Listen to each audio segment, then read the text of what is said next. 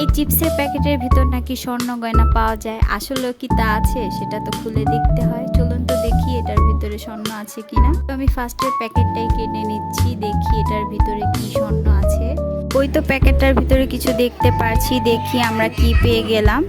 তো প্যাকেটটার ভিতরে আমরা বুঝতে পারছিলাম না এটা কি, খোলার পর দেখলাম এটা একটা তুলি ব্যান্ড। তারপর আমরা দ্বিতীয় প্যাকেটটা এখন কাটবো, তো দেখি এটার ভিতরে কি আছে।